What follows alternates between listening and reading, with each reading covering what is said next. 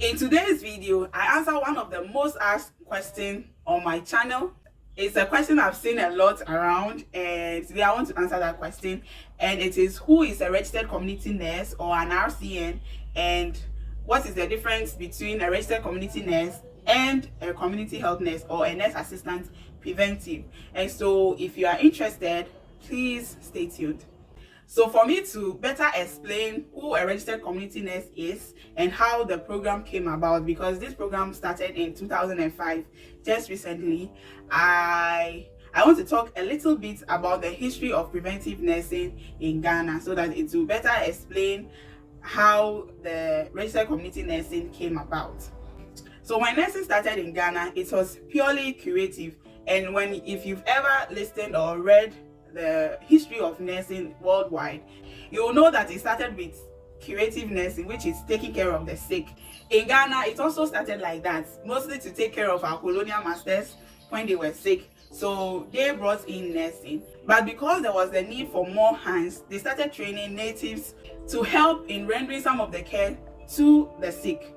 But when this nursing started scaling up, they realized that some of the conditions that people brought to the health centers and the hospitals were actually preventable. So some of the nurses who were already trained outside the country, so these are our colonial masters I'm still talking about, who were nurses who were already trained on preventive health, started visiting people in their homes to talk about preventable conditions. And more emphasis was laid on maternal health, because maternal health, 2 lives are at stake, so more focus was there.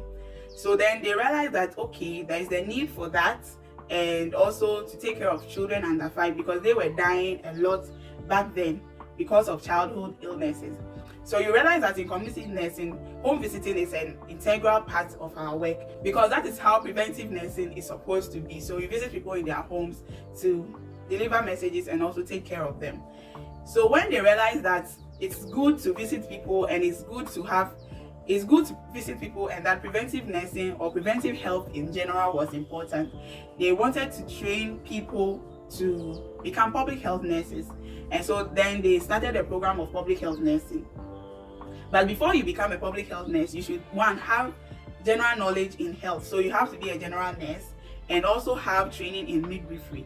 So you do your state registered nursing program, and then you do your midwifery training before you can apply to become a public health nurse. So you realize that by the time you have to finish 3 years of nursing school, go to midwifery school for about a year or so, and then before you'll be able to apply to public health nurses. So public health nurses were few, and even those who were trained were absorbed by the bigger facilities. So you hardly see public health nurses available to actually do the work they are supposed to be doing. And so the Ministry of Health also decided that, okay, if that is the case, how about we train staff very quickly with necessary skills, basic skills, that will go out there, visit people in their homes, deliver the messages our public health nurses would have delivered, and identify problems, and then report back to the public health nurse, and then actions and appropriate interventions will be devised or implemented to solve those issues. So that is how they decided to train community health nurses or nurse assistant preventives. So because there was a huge need for them, their program was just for 2 years. You get your certificate and then you start working immediately. The first community health nursing school was established in Tamale in 1960, followed by Akimodan in 1962, and then Ho in 1965, and then my school, Winneba CHN in 1980, and so on and so forth. And so now we have about 15 community health nursing training schools or colleges in the country. So they trained a lot of the auxiliary staff, who are the nurse assistant preventive, and that need was met immediately. So they did the weighing, they go for the home visits and attend to children below 5. They implemented the immunization program, and the 6 killer diseases, which was killing children under 5 back then, all those things were resolved, and so the program was very successful. Now, while the years was going by, they realized that Even though the nurse assistant preventive is supposed to be assisting the public health nurse, the gap between the nurse assistant and the public health nurse was so wide because, come to think of it, people were not really interested in public health nursing, because if I have to go to school to do SRN and then become a midwife before I become a public health nurse, I will not be interested because the process is too long. So there were very few public health nurses to begin with, and sometimes you find only one public health nurse in a whole district to cater for all the issues in the district. So they saw that gap in the preventive nursing aspect. And also, when we look at creative nursing, you see that we have the certificate program, diploma program, and degree program. But when it comes to preventive nursing, we only have the certificate and the degree. There's no diploma in between. So Ministry of Health and Nursing and Midwifery Council sat down and decided, okay, if the gap between the public health nurse and the CHN is too wide, let's push in a group of professional nurses who will bridge that gap and be a liaison between the nurse assistant preventive and the public health nurse. So in 2005, they introduced the program Registered Community Nursing. It was piloted in Akimoda Nursing Training College and my school, Winneba Nursing Training College, to train professional preventive nurses, because the NAP were giving auxiliary certificates, because for you to have a professional certificate in Ghana, you should have trained for 3 years and done rotation in all the fields for 1 year, making 4 years of training before you are recognized as a professional nurse. So that is how registered community nursing came about. So the registered community nurse is trained a little below the public health nurse and a little above the CHN to bridge that gap. And so because they are trained a little below the public health nurse, they are trained in all of the fields that a public health nurse would have been trained.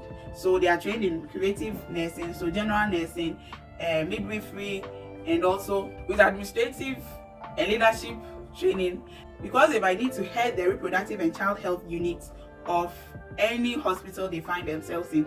So wherever you find an RCN and there is no public health nurse, you see that the RCN will be the one in charge of the reproductive and child health units or of the family planning units.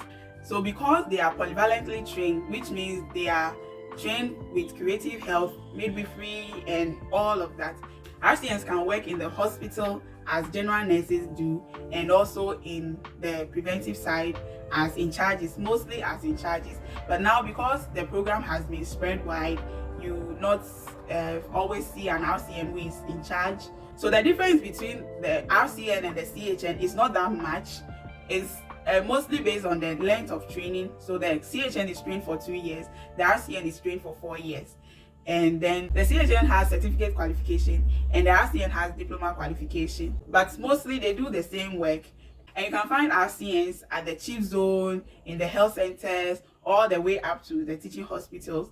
And mostly you find them in the reproductive and child health units, just as the community health nurses. They do weighing, they go on home visits, and also implement programs that come, any program that comes. Just as the CHN is involved, the RCN is also involved. Even in districts where they don't have any public health nurse, the RCN can act as a district public health nurse until a public health nurse is appointed or is assigned to that district. Now that the program, the registered community nursing program, has been fully established and is running, opportunity is given to all CHNs to upgrade to RCN status. So when you're interested in upgrading to RCN status, you just train for the extra 2 years that is needed to give you the diploma certificate, and then you are awarded the diploma certificate.